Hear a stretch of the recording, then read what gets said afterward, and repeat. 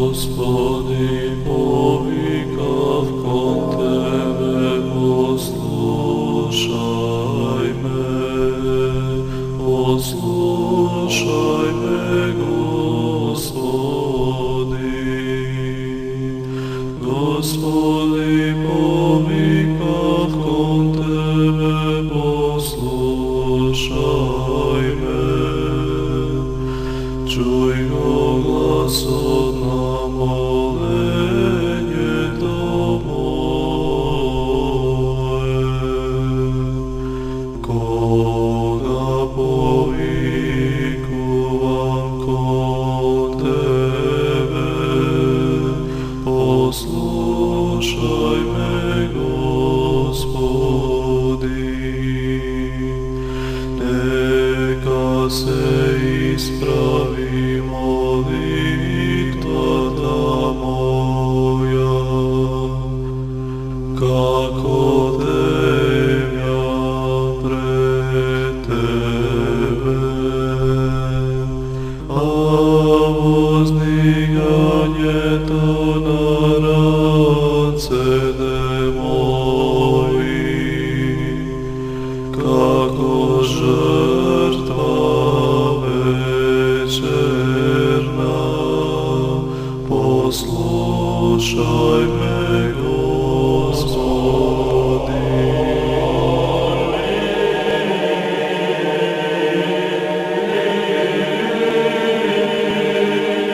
Светата православна црква денес ги празнува светите апостоли Состен, Аполос, Тихик, Епафродит, Онисифор, Кифа и Кесар.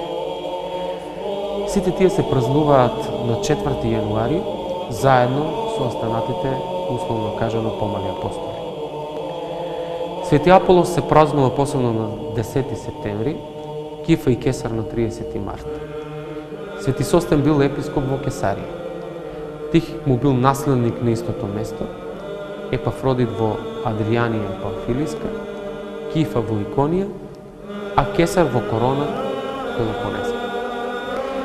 Сите тие го проповедале Евангелието со пламена љубов и претрпеле големи маки за Христовото име.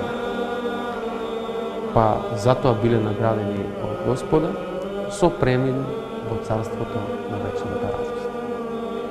Инаку денес Светата православна црква се потсетува и го слави и преподобен Патапи,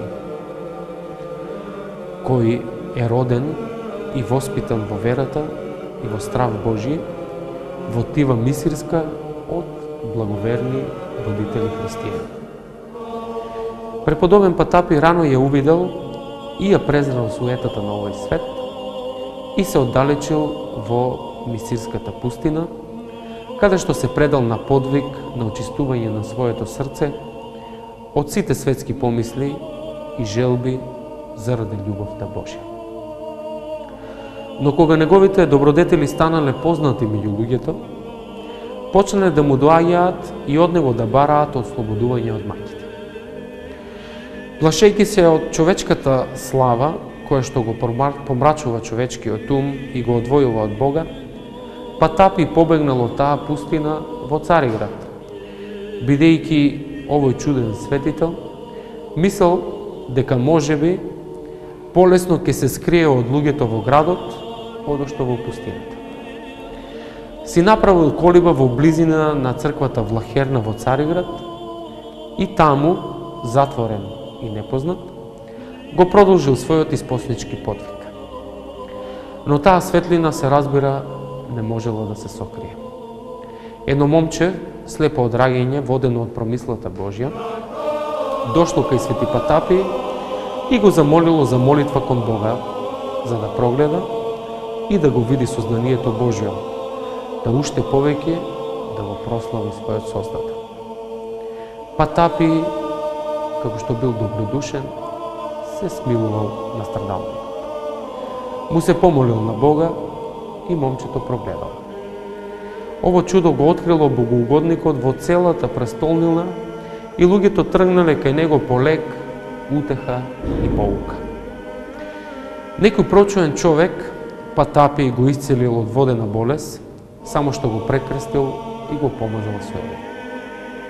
Едно момче било ослободено од нечистиот дух, кој го мачал луто, творејќи крст во воздухот. Демонот излегол од човекот како дим, испуштајќи голем крик. Една жена што имала рана на градите исполнета со црви, ја прекрастил и ја исцелил.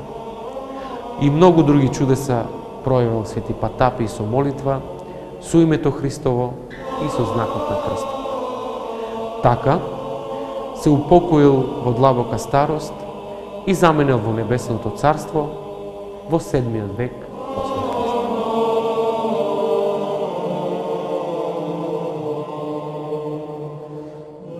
Во Евангелието се вели дека слепиот од Вицаида Господ не го исцелил одеднаш, туку најпрво делумно, а потоа потполно. Ние од тука можеме да заклучиме, кога за исцеление на телесниот вид била потребна постапност, тогаш за просветлување на умот секако ќе биде потребно уште поголемо трпение. Во периодот на старозаветните патриарси, богооткриеното знаење не било сложено. Во подзаконскиот период тоа станало посложено и поподробно, а во нашето христијанско време тоа е уште поподробно и се разбира повозвишено. Меѓутоа, дали е тука крајот? Овде на земјата повеќе и не треба да се очекува. На оној свет во Царството Небесно пак ќе има, се разбира, уште многу повеќе.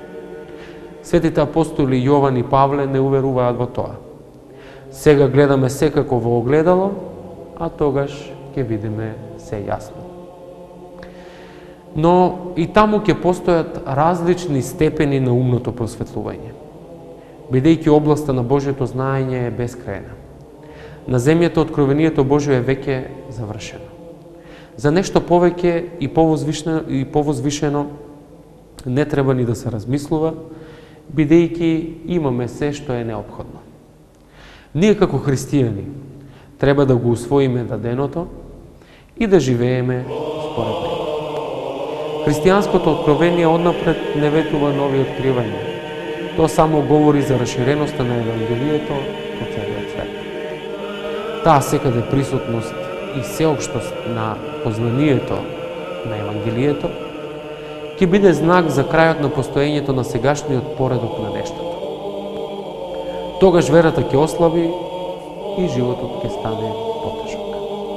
Но тогаш и благоста Божја ќе го направи крајот на